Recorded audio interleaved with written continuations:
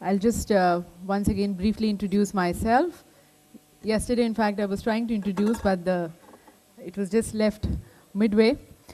So as I was mentioning, I'm a professional compere, and if I can take a little liberty, just wanted to spill some beans of laughter in the morning, and I think nobody minds laughing in the morning or having those smiles on the faces.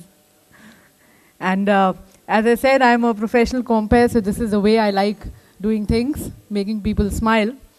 So these two guys, and all of you are, again I can take a liberty because I think I'm the only two and three of us who are there, the females in this entire gathering. So two men were talking to each other, and as it is, usually, you know, your conversation goes and it lands back to your wives. So they were talking and talking about the wives, saying something or the other, ki my wife is like this and that and that. So this guy asked, ki what is the name of your wife? And he says, Google Kaur. So Google Kaur? This is a very different name. He says, मैं जहाँ भी जाता हूँ मुझे ढूंढी लेती है. That is why. So, you know, this is how technology is becoming. People have started having technological names also and getting modernized. And the topic of today, the first session, is also modernization, but this is modernization of special forces. So I now invite and introduce to all of you the chairperson of this session, Vice Admiral Shekhar Sinha, AVSM, NM, and BAR, Deputy Chief of Integrated Defense Staff, Headquarters, IDS. He has over 2,700 hours of flying on 18 different types, mostly from aircraft carrier Vikrant and Virat on Sea Harrier. He has held command of 2 Sea Harrier squadrons and air station at Goa. During his long naval career, the flag officer has commanded the Coast Guard ship Rani Jindan during Op Pavan. He was the fleet operation officer of Western Fleet during Op Parakram. In the flag rank, he has held appointments of Flag Officer Naval Aviation, Flag Officer commanding Goa area, and Assistant Chief of Naval Staff Air. He has also held the command of the sword arm of the Navy, the Western Fleet. I invite him here on the dais as the chairperson of the session.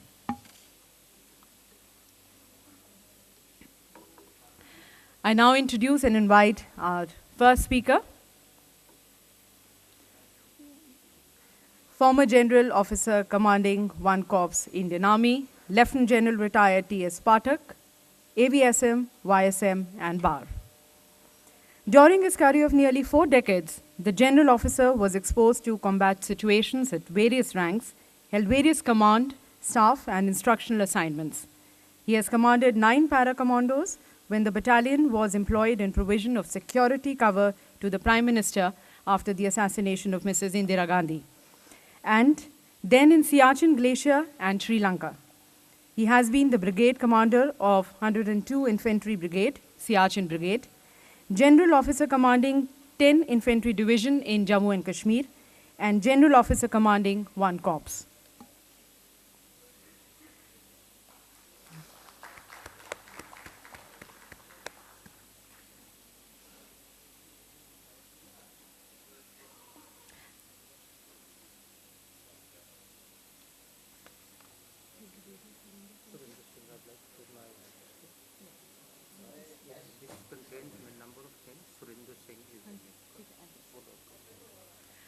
We already joined here on the dais by Brigadier retired Surinder Singh, our second speaker. He fought the 65 war in Khemkaran sector, 71 war in Bangladesh, has considerable experience in counter-insurgency operations in Sri Lanka, Northeast, Jammu Kashmir, and in Punjab. He has considerable command, staff, and instructional experience. Has commanded an independent artillery brigade, was deputy commander of an infantry brigade in Sri Lanka, raised and commanded a mountain artillery regiment in Kashmir Valley. He was a DS at Defense Services Staff College and instructor at the School of Artillery for 2 tenures. He retired in September 2001 after over 37 years of service in the Army. Currently, he is a Vice President of Special Projects Division of MKU Private Limited. And I now invite the next speaker of the session, Nicholas Mihal, Deputy Country Head, Saffron SEGEM. He specializes in international relations. He holds a master's degree in defense, geostrategy, and industrial dynamics. He has worked for the French Ministry of Defense as an analyst. He particularly worked on the evolution of warfare in the 21st century, helping to understand the impact of technological explosion, digital revolution, hyper-terrorism, proliferation, and asymmetrical oppositions. He wrote a report on nuclear deterrence after 9/11 in partnership with the Foundation for Strategic Research. He joined Saffron Group in 2004 and since then has been actively involved in business deployment, defense and security with the 3 services and MHA paramilitary forces, partnerships and industrial cooperation. I invite him as the next speaker of this session.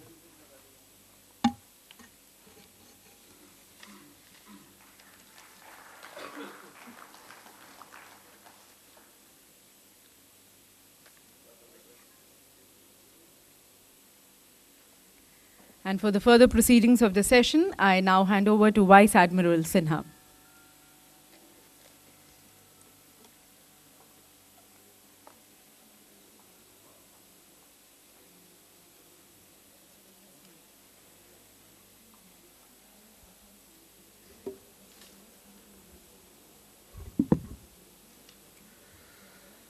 Good morning, ladies and gentlemen. Firstly, my wife's name is not Google search or google.com as she was mentioning in the morning. And therefore, I am yet to be located. And particularly when you come to a seminar where people are talking about special forces who tend to operate in a very stealth mode, I would rather not get located by Google. Well, having said that, I believe that you have had a very intense discussion yesterday on the concepts and employment of special forces. And today we turn on to an issue which is as important, if not more, which will be probably the modernization strategy which the special forces, particularly in the Indian context, which is required. In fact, I have a little different view. If you see as to what is happening in and around the world, there's no big war, but there are theaters where the special forces are more active than the more conventional and visible forces. And I believe that a time is not very far when there will be requirement of seamless integrity amongst the special forces of various countries in one area of operation. If we have to maintain or if we have to take a collective responsibility of peace and stability, I mean, these are the words which are very frequently used, and therefore I will like to use this word. And the world of multipolarity, it is not possible for one single country to take on these tasks. And if you see what is happening in what has happened in last month or so, there seems to be simmering turmoil in more than one theater. And I don't see this sort of settling down very quickly. And therefore, for today's seminar, I think is very well timed. And I believe that there is a reason for us to believe that seamless integrity of the special forces, not only within the country, but amongst the countries who will be responsible for bringing peace and stability in a region is going to increase. And therefore, we need to look at this entire thing in that light. It's well known that the special forces operate without support from either the artillery or any air power as far as the firepower is concerned. At the very basic level, personal weapons should be very, very light. They should be water resistant. I'm being a marine man, I keep making a point in every forum. Must have a small barrel and must be very reliable, accurate, but should be able to deliver maximum punch. Apart from weapons, there is a wide variety of equipment which could be considered. Emerging technologies enable the special force operative to become very self-contained, fully networked and enhance their lethality while ensuring their own survival. So as I look at it, I know there are very experienced special forces practitioners here, but I think the first thing is the survival of the special force while he maintains his stealth. Second issue is having a very high degree of lethality. And thirdly, in today's scenario, as was mentioned in the introduction, that we need to be networked with various agencies so that your targeting becomes that much easier. And I'm sure we're going to hear more of it when our speakers come. As far as the employment of special forces are concerned, I was fortunate to be participating in the Operation Pawan, which took place in Sri Lanka, and the first time that the very nascent Indian naval marine commandos were blooded into action.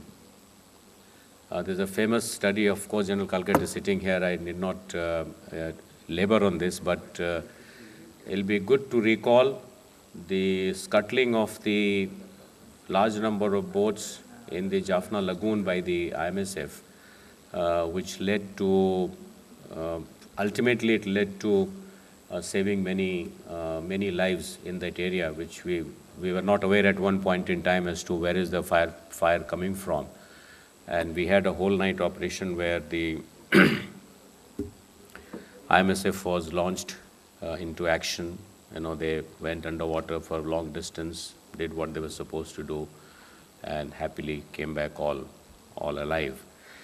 As far as the Mumbai attack is concerned, it was for everybody to see. It was on the very well televised. The media really brought it out, and therefore it has highlighted the importance, or maybe the lack of it, in at least our scenario, as to whether do we have the right equipment, do we have the right processes, and a lot has happened after that, which I'm sure the agencies who are involved, they are addressing these issues. So the state-of-the-art weapons and equipment is very important attribute of an effective SF team. And equipment to be allocated would be governed by the nature of mission and, of course, the technology which is available. Notwithstanding, the SF teams always prefer to travel light because everything is on their own. I am told that as many as 40 specialized items have been identified for a typical SF soldier. Correct me if I'm wrong. I only pick it up from what comes out in the magazines. High-tech systems and weapons have the potential to provide tactical surprise and leverage, which could prove to be very critical for success of a mission. And raising and equipping special forces is it's expensive. It requires fair amount of funds because you're looking at a system which is which can get outdated in a month's time possibly. So important thing is that we should ensure that we get the bang for the buck, and I'm sure that we all have a very huge wish list, but we need to, being a sort of perspective plan when IDS headquarters, all I'll say is that look at the budget and then see what best you can buy. We are not a country which has got huge amount of spare money to spend, but I'm sure that the requirements are very well understood by people who take these decisions. We have representation here from the industry, and I'm sure that the speakers will put forward this point as to what is on offer and what is likely to happen in the next 5-10 years. Well, let me stop here and let me just revisit the ground rules. I've got very distinguished speakers here, 3 of them. I will request that if the talk can be limited to 20-25 minutes. And what I'll do is when you have 5 minutes to go, I'll do a soft press of the bell, just in case you have lost track of time. And thereafter, we'll have some time for discussion. There is a little tendency, this only for the audience, that we tend to sort of veer off from the point that we want to make. So I would request that address your question to the speaker. Be very specific. Idea is to tap the expertise of people who are sitting in the audience as well as on the panel, so that we all gain by this collective wisdom. Just a word of caution for the serving officers who are practitioners of SF or planners. how much is in public domain and how much needs to be in public domain, just be cautious about when you're talking these things. So with those words, let me just welcome General Pathak, who has been introduced. Doesn't require any introduction, but we look forward to hearing him. General Pathak, sir.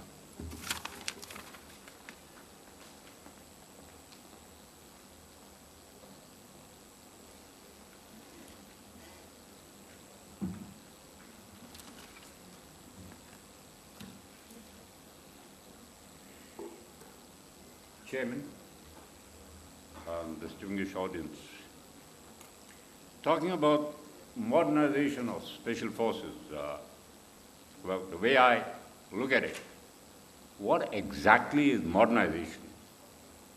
To my way of thinking, it is a co-evolution of concepts, organizations, and technology. You can't do one without the other. It's not technology alone. Changes in any one of these should trigger a response in the other. It happens even in the corporate world. Businesses, once they acquire technology, they're fine. They've got to restructure their organizations because to make optimum use of it. And what comes out as the end product is entirely different from the original. The same thing applies to special forces. Or take it whatever you like, it's not just technology. If you're going to get new systems, it must trigger a change in your organization. A new or evolution of a concept should trigger a change in your organization and allow you to get higher end technology. Now, these are correlated, and unless we can understand this, we are not talking about any modernization. Along in this, yesterday we spoke about special forces and others and the likely challenges. I would like to just recount a small African fable. Every morning, the gazelle gets up and he realizes that he's got to run fast, faster than the fastest lion if he's got to survive.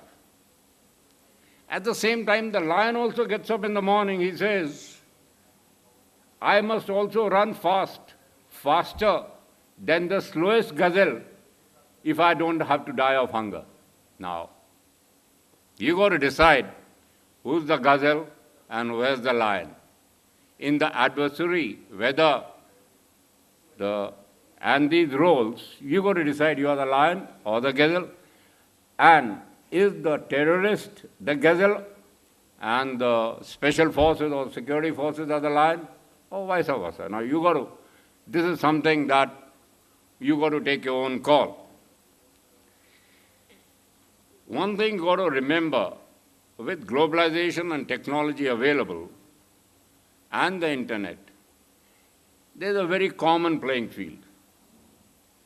The non-state actor, as also the state actors, have got technology, whatever they want. For the non-state actor or the irregular,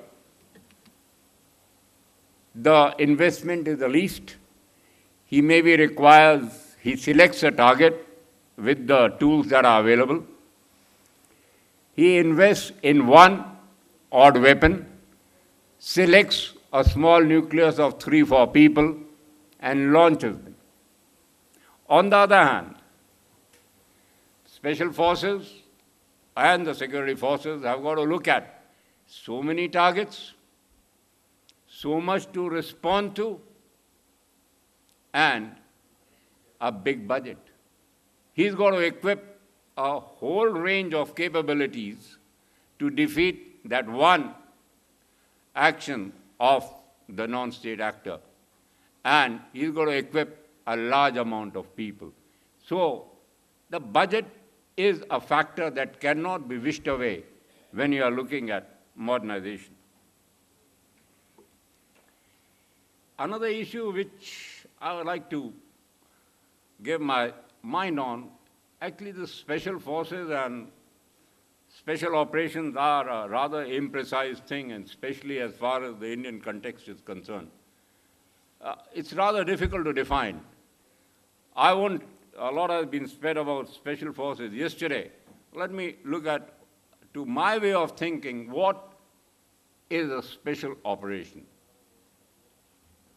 I would say it's a high-risk venture. There's no doubt about it. Its success depends on intelligence inputs of a very high order. I don't think there's any dispute about it.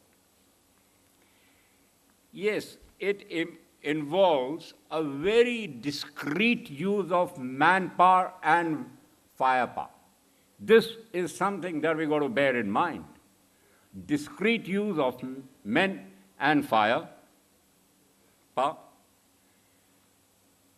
Success and failure. Yesterday, I think General Lamb said, yes, you got to condition your employer about failure.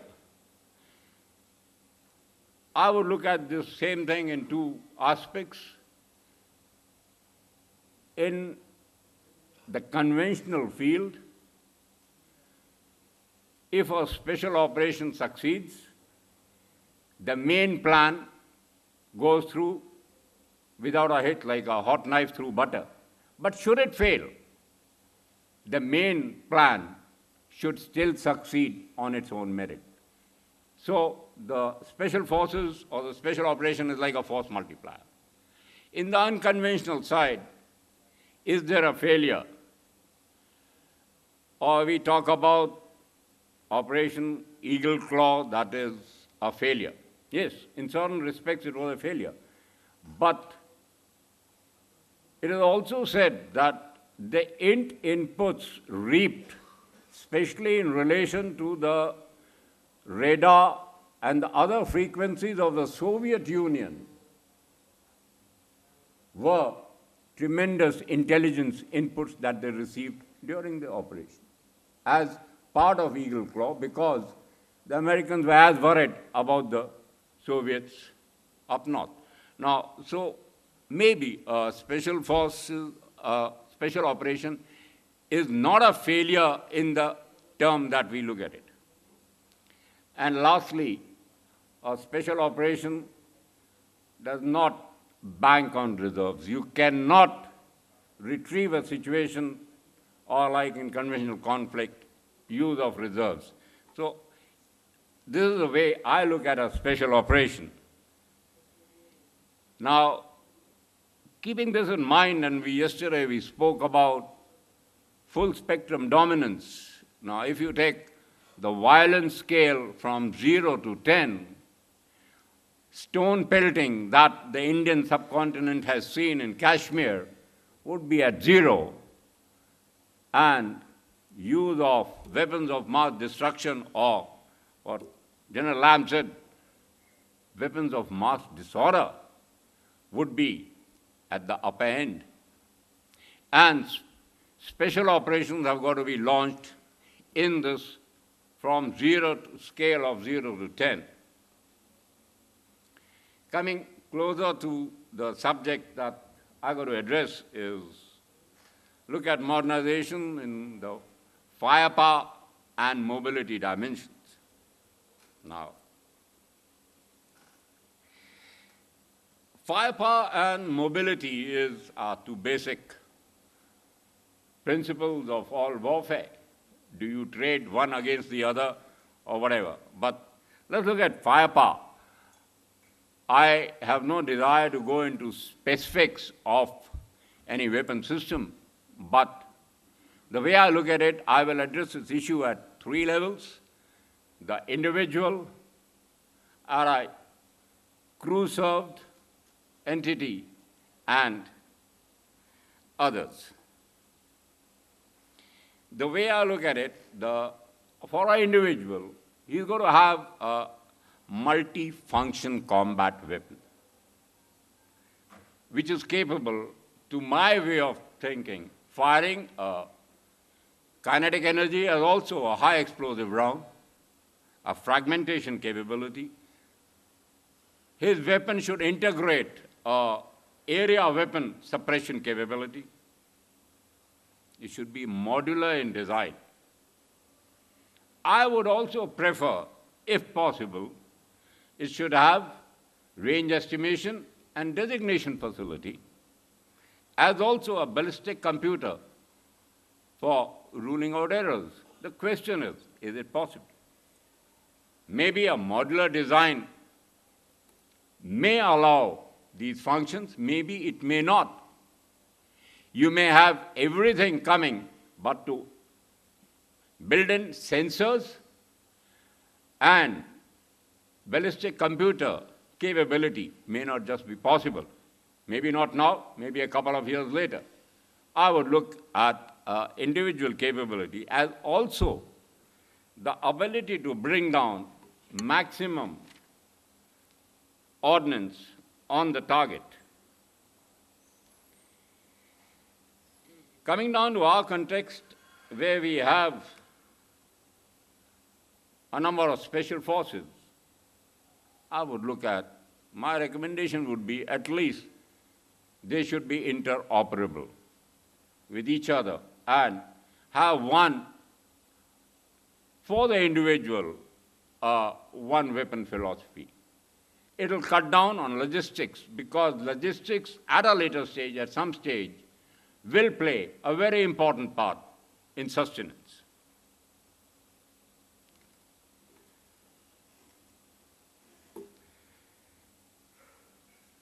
Looking at the crew-served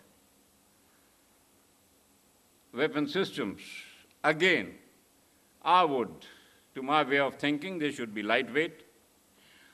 Again, have suppression capability of personnel at a range of about 2,000 meters.